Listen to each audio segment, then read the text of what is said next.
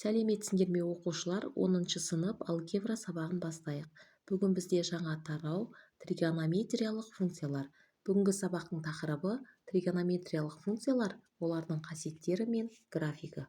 Осы сабақтан сендер тригонометриялық функциялардың негізгі қасиеттерімен танысасыңдар, олардың графиктерін салуды үйренесіңдер. Сабақты соңына дейін көріңдер. Егер сабақ ұнаса, каналыма тіркеліп, қолдап кетуді ұмытпаңдар. Біз 9 сынып алгебра курсында тригонометриялық функциялардың анықтамаларымен, формулаларымен және кейбір қасиеттермен таныстық. Осыларды ескеріп және график салудың алгоритмін қолдана отырып, біз бүгін тригонометриялық функциялардың графиктерін салуды қарастырамыз. Алдымен y-ден синус x функциясына тоқталайық. Яғни бізде тригонометриялық функцияларға бізде y-ден синус x функциясы, y-ден косинус x, тангенс x және котангенс x функциялар кіреді. Қараңдар, бірінші біз y-ден синус x функциясына тоқталамыз. Бірінші бізде функцияның графигін, оның анықталу облысына қараймыз. Яғни бізде тригонометриялық функциялардың барлық қасиеттерін қарастырамыз. Тригонометриялық, яғни синус x функциясының анықталу облысы бізде барлық нақты сандар жиынын қамтиды. Яғни x анықталу облысы дегеніміз x-тің қабылдайтын мәндері. X бізде барлық нақты сандар жиынына тиісті. Яғни немесе x тиісті минус шексіздіктен плюс шексіздікке деп аламыз. Сонда бізде сан өсінде x кез келген мәнді қабылдай береді деген сөз. Ал екінші бізде функцияның мәндер жиыны. Мәндер жиыны деген бізде y-тің қабылдайтын мәндер. Y бізде минус 1 мен плюс 1 аралығын ғана қамтиды. Бізде y-іміз минус 1-ден кіші, плюс 1-ден үлкен мәнді қабылдамайды.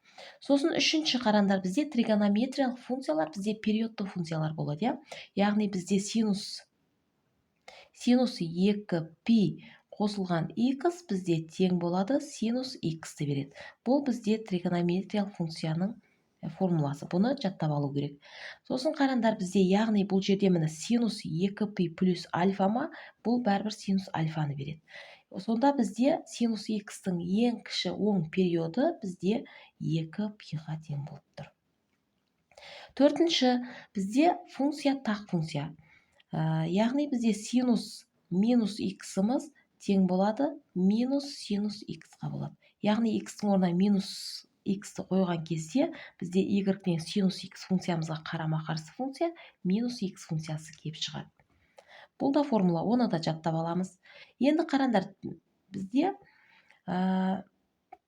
функцияның біз былтыр өткенбіз, мәндер кестесін, яғни синус x-ымыз 0 градуста 0-ді беретін еді. Сосын бізде синус π бөлінген 6-да 2-ден 1-ді беретін еді. Мәндер кестесін қарайтын болсақ. Сосын 5π бөлінген 2-де бізде 1-ді беретін еді. Ал 5π бөлінген 6-да есе 2-ден 1-ді беретін еді. Сосын синусымыз π-де, яғни 180 градуста бізде 0-ді беретін еді. Міне біз мәндер кестесінен жазып алдық. Енді осыны ары қарай не істейміз? Тригонометриялық функцияның біз графигін саламыз.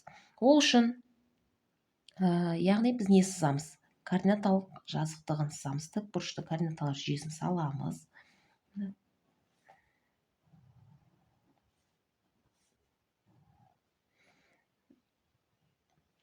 Мына жер 0 деп аламыз. Мына 1, мына жер минус 1 деп аламыз. Мына жер π бөлінген 2. Мына жер π. Бұлай қарап, 3π бөлінген 2. 2π. Мына жерде минус π бөлінген 2. Минус π міне.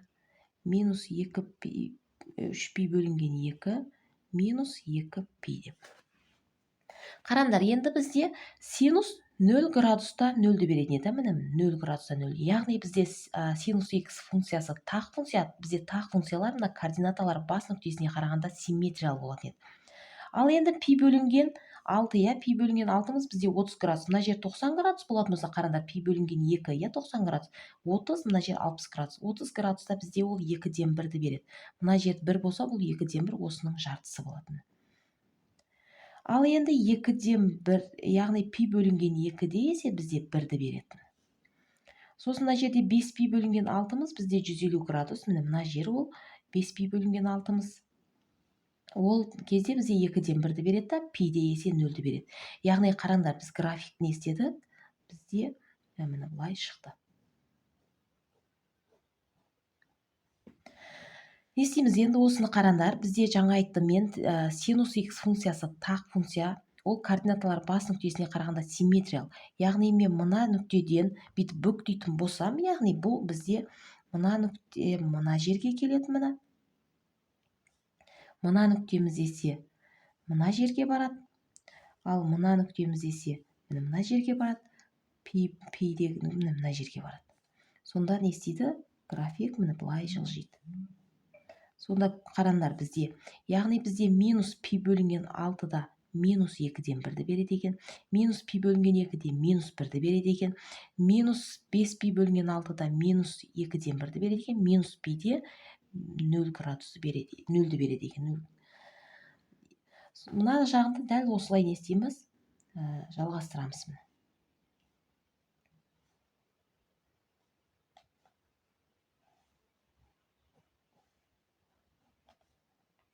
Ары қарай не істейді? Кете береді. Мынаны да дәл сөйтіп жалғастырамыз.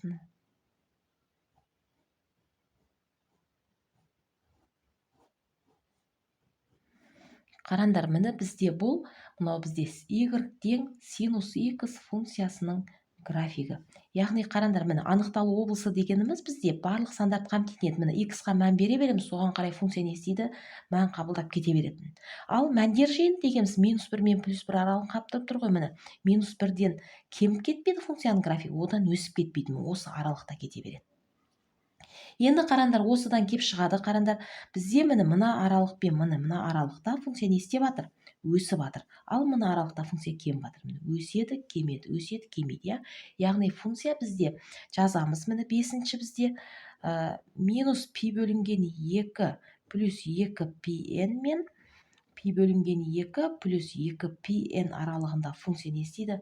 Бір сарынды өспелі. Яғни міне мына аралық пен мына аралықта өсіп жатыр. Осыған 2π қоссақ мына аралық шығады. Міне одан кейін тағы 2π қоссақ одан кейінгі аралық шығады. Сонда бұл аралықта функция өспелі функция. Ал бізде екінші пи бөлінген 2 плюс 2πn 3π бөлінген 2 плюс 2πn аралығында міне функция не істейді екен? Бұл жердегі n тиісті z қалып кетті. Мына жерде де n тиісті z. Яғни n нақты сандар жиынына тиісті. Кемімелі. Міне пи бөлінген 2 мен 3π бөлінген 2 аралығында. Міне пи бөлінген 2 мен 3π бөлінген 2 аралығында міне функция кеміп жатыр. Осыған 2π қосатынсақ, міне мына аралықта да функция кеміп жатыр. Міне солай өседі, кемейді, өседі, кемейді, сөйтіп кете береді. Яғни қараңдар, бізде осы бізде y тең синус x функциясының графигі синусоида деп аталады. Сонда біз оны не деп айтылады екенбіз? Синусоида деп айтады екенбіз. Ал енді біз екінші тригонометриялық функция y тең косинус x функциясына тоқталамыз. Яғни бірінші функцияның қасиеттеріне тоқталайық. Бірінші функцияның анықталу облысы бізде барлық нақты сандар жиынын қамтиды. Яғни бізде x тиісті r немесе x тиісті минус шексіздіктен плюс шексіздікке дейінгі барлық сандарды қамтиды. Ал екінші функцияның мәндер жиыны.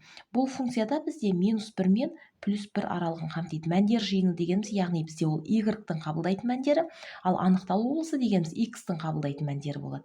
Бізде мәндер жиыны бізде -1 мен +1 аралығын ғана қамтиды.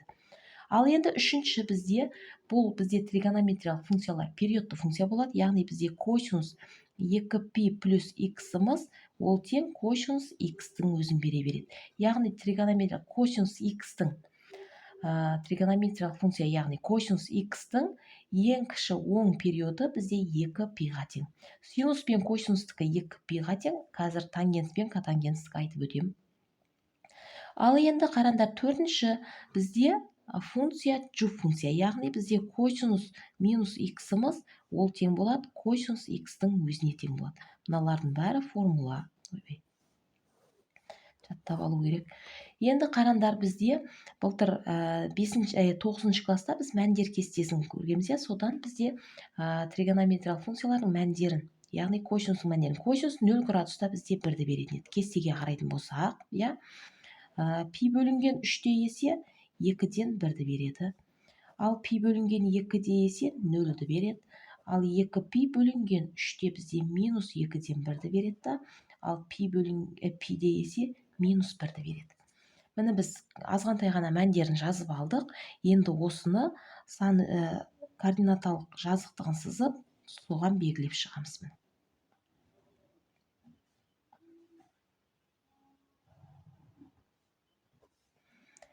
Міне мына жер 0 градус деп аламыз. Мына жерді пи бөлінген 2 дейміз.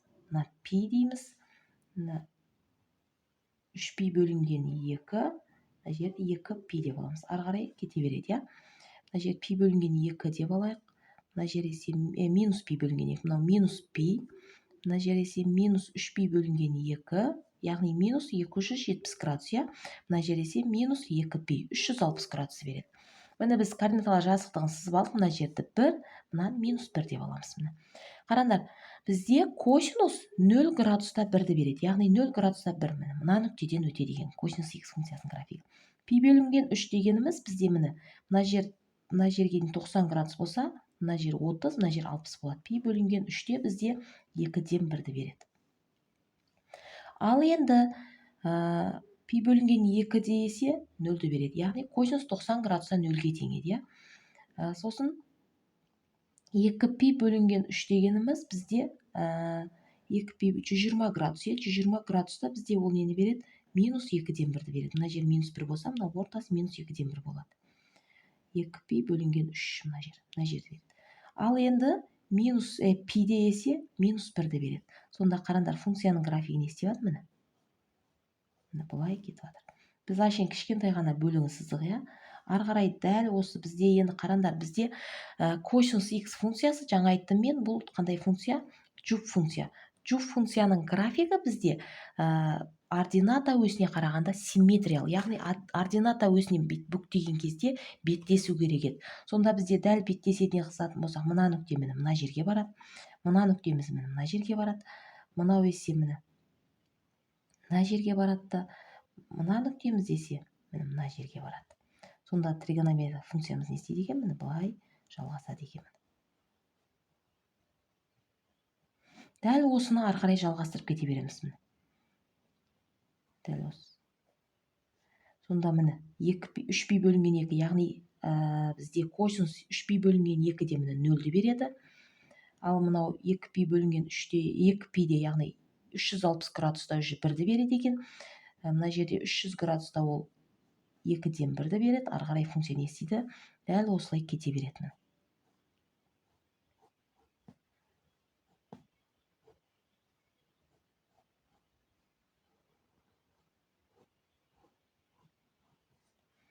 Міне біз косинус x функциясының графигін сыздық. Осыдан қарасандар болады. Бізде қарандар, мына аралықта функция өсіп жатыр.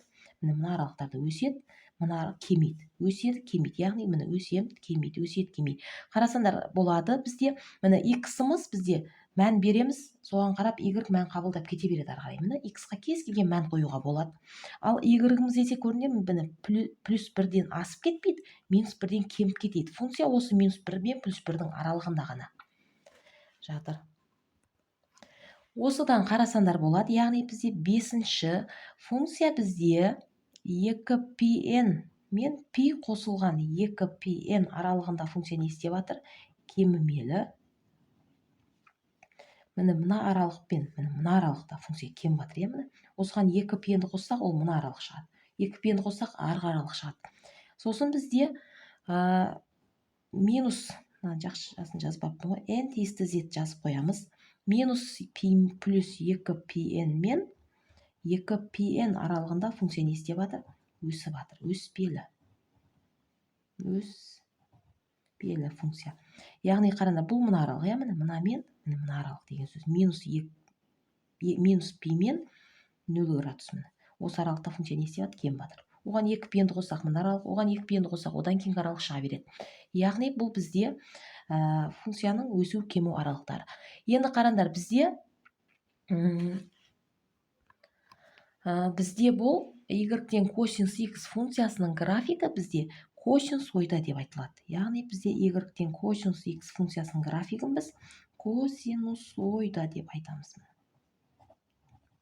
Косинус ойда деп аталады. Ал енді бізде үшінші тригонометриялық функция y-тен тангенс x функциясына тоқталайық. Яғни осы функцияның графигін салайық. Алдымен оның қасиеттеріне тоқталайық. Функцияның анықталу облысы бізде x тең пи бөлінген 2 плюс pn. Яғни бұл жерде n тиісті z. Осы жиыннан басқа барлық сандарды қамтиды. Яғни бізде x-іміз осы мәнге тең емес, осыдан басқа барлық нақты сандар жиынына тиісті деген сөз. Себебі қараңдар, бізде тангенс x функциямыз бізде синус x-тың косинус x-ға қатынасы еді. Бізде косинус x-ымыз нөлге не болмау керек? Тең болмау керек. Бізде косинус бізде пи бөлінген 2-ден нені беретін еді? Нөлді беретін еді. Яғни косинус 90 градустан міне 0 деген мән қабылдайтын еді. Міне 90 градустан 0, 3 пи бөлінген 2-ден 0, мысалы минус пи бөлінген 2-ден міне осы аралықта 0 болып қалады.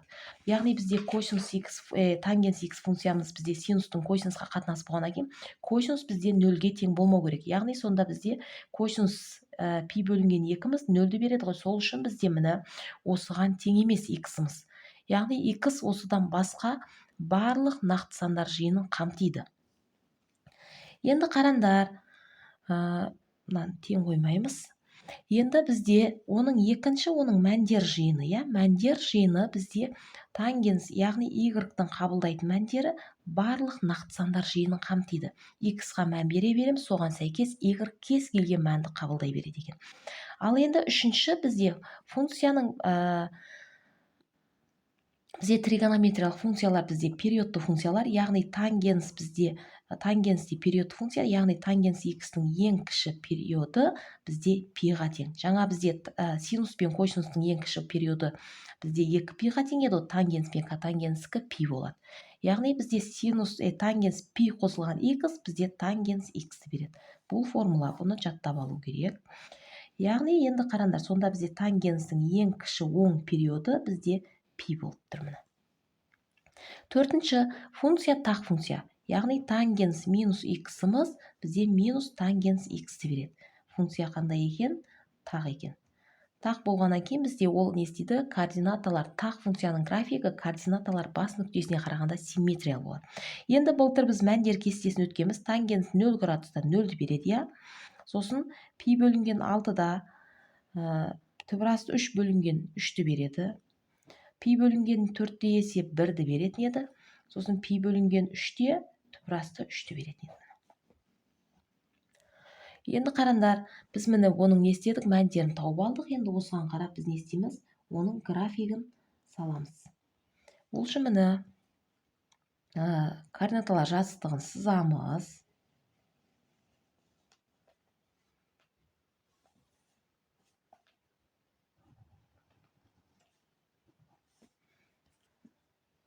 Мына жерді пи бөлінген 2 деп аламыз.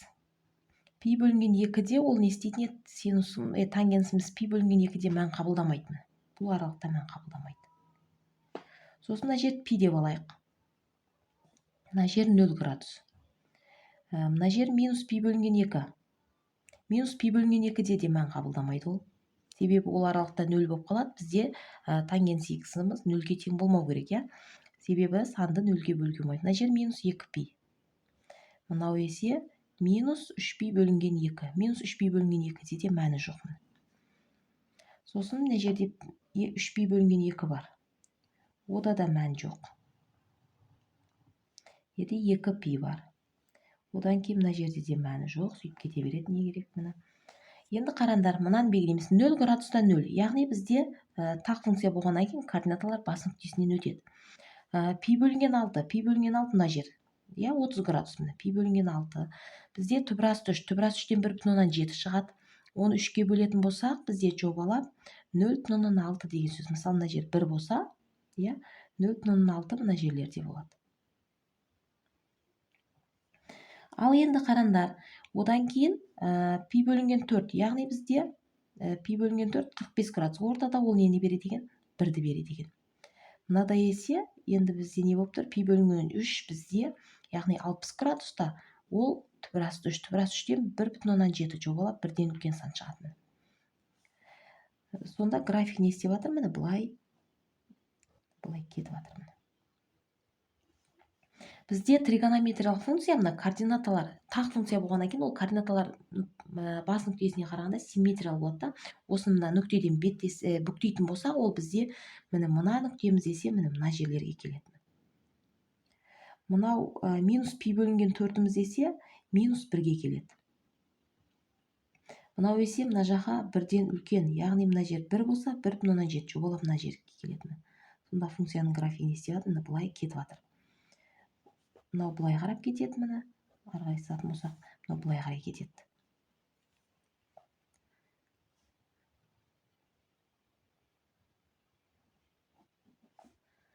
Бізде бұл мына жерде де дәл сондай мән қабылдайды. Пиде, яғни 180 градуста 0 болады. Одан кейін міне 210 градуста бізде міне 210 градуста түбір асты 3 бөлінген 3 деген мән қабылдайды. Яғни 45 градуста бізде 1 деген мән қабылдайды. Мынадай есе түбір асты 3 деген мән қабылдайды. Дәл өстіп график не істейді екен? Дәл осыны жалғастырады екен. Мына қараңдар, мына график бізде мына өске ешқашан мына өске бізде ол тиіп қалмайды. Яғни мынау жақындай береді, бірақ ешқашан мына өспен беттеспейді. Мына жақта да дәл солай мән қабылдайды. Мына функцияның графигі дәл өсіп кете береді. Мына жерде де сол міне. Мына өске ешқашан жақындамайды. Ол өске не қылады? Қараңдар, бізде функцияның графигі тек не істеп жатыр? Міне өсіп жатыр. Тек өседі, функция. Яғни бізде мына аралықта функция не істеп жатыр екен? Өспелі екен. Яғни бұны бүйтіп жазамыз. Міне минус пи бөлінген 2 мен пиен деп аламыз. Әр пиенде қайталанады бұл. Пи бөлінген 2 плюс пиен аралығында функция не істейді екен? Бір сарынды өспелі екен. Қараңдар, бізде y тең тангенс x функциясының графигін тангенс ойда деп айтады. Яғни бізде y тең тангенс x функциясының графигін тангенс ойда деп айтылады.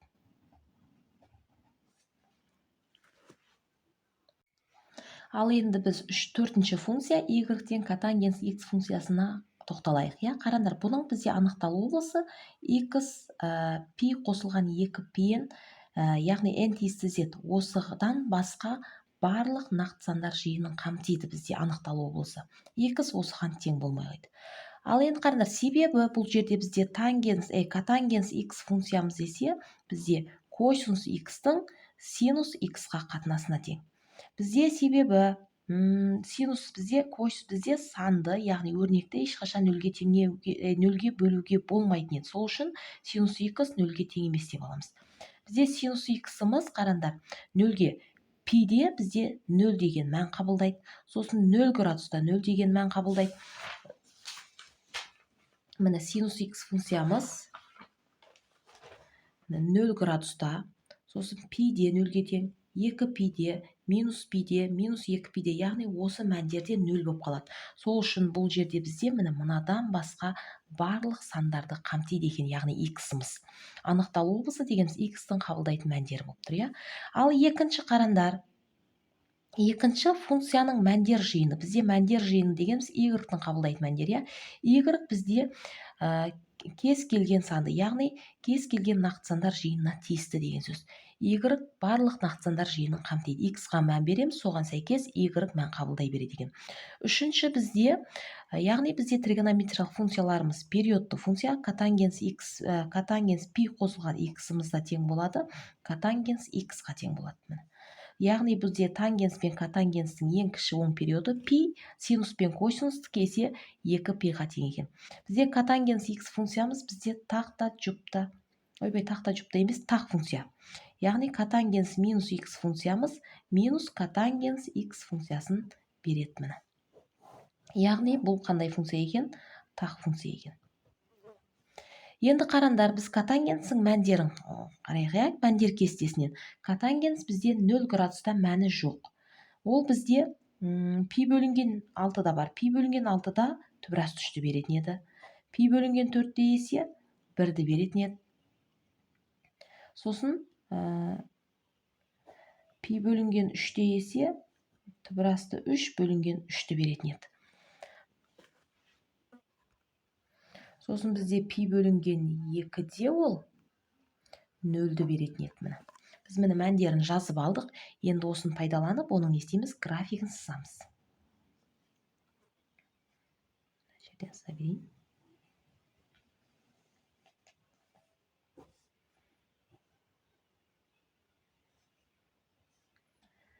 Мына жерді пи бөлінген 2 деп алам. Мынау пи. 3 пи бөлінген 2. Мына жер 2 пи. Минус пи бөлінген 2. Минус пи. Мына жер. Мынау минус 2 пи, 3 пи бөлінген 2. Мынау есе, мына жер минус 2 пи еді. Бізде қараңдар, бізде синусымыз бізде пиға тең болмайды. Яғни синус бізде котангенсіміз бізде пида синус деп болмайды. Котангенс пи деген мәнде пиде мән қабылдамайды. Себебі синус ол кезде 0 болып қалады. Сосын 0 градуста мән қабылдамайды. Мынау y өзі, мына x өзі деп алайық. Мына жер 0. 0-де мән қабылдамайды. Сосын минус пиде мән қабылдамайды. Осыдан басқа барлық сандарда, осы аралықтарда мән қабылдамайды. Мына түзудің бойында кете береді. Енді қараңдар, мына жерден қарайын. Пи бөлінген 6-да түбірасты 3-ке тең. Пи бөлінген 6 мына жер. Түбірасты 3 дегеніміз бізде мына жер 1 болса, 1-ден үлкен 1,7 жобалап мына жерде болады. Ал одан кейін пи бөлінген 4-те, яғни пи бөлінген 4 45 градус. 45 градуста 1-ді береді. Сосын түбірасты пи бөлінген 3-те түбірасты 3 бөлінген 3 0,6 жобалағанда мына жер болады. Ал пи бөлінген 2-де бізде не болады екен? 90 градус береді екен. Функцияның графигі не істеп жатыр? Былай кеп жатыр. Осы бізде тақ функция болғаннан кейін, қараңдар, бұны былай не істейміз? Дәл осылай жылжытамыз міне. Бүктеген кезде беттесу керек ол. Бізде міне 1-ді береді. Мына жерде 1-ден үлкен жобалап мынаны береді.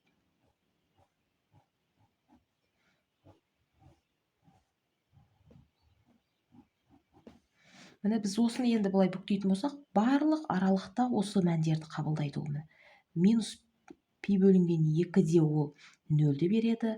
Мына жерде есе 0,6 болады. Пи бөлінген 2, мына жерде ортадағы мәнде, яғни 135 минус 135 градуста минус 1 плюс 1-ді береді. Одан кейін есе 1,7 жобалап осы жерде болады да. Функцияның графигі не істеген? Дәл үстіп кете береді екен. Мына жерде де дәл солай міне. Мынада 0 градус 0-ге тең болады. Мынада 0-ге тең болады. Мынау да ары қарай кете береді. Деген сияқты. Мына жерде дәл солай міне.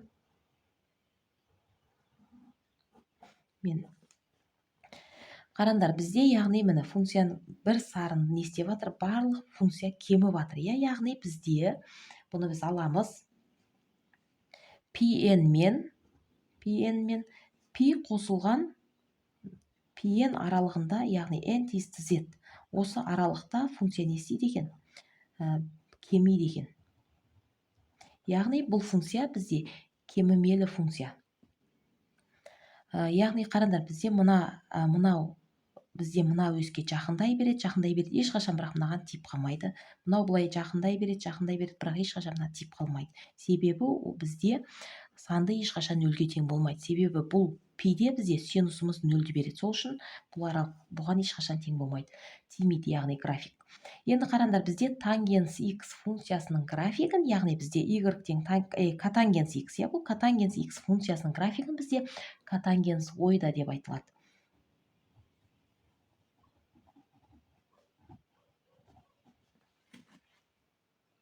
Осымен сабағымыз аяқталды. Егер сабақ түсінікті болса, каналыма тіркеліп, лайк басып, қоңырауды басып кетуді ұмытпаңдар.